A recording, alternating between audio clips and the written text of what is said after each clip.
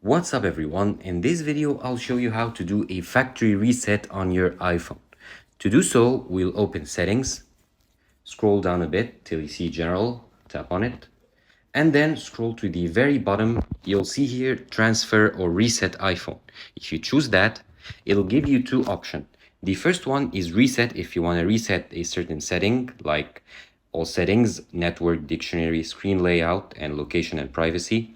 The second option is to erase all content and settings on your iPhone to make it as if you got it out of the box, like brand new. So it'll delete all your files, your settings, your photos, etc. So if I tap on it, it'll tell me that it'll delete all my apps and data, the Apple ID that's signed in on this phone, and the location settings. If I select continue here, it'll ask me to enter my passcode and then it'll reset my iPhone. Thank you for watching this video. Subscribe to Online Success and click on the video on the screen for more help.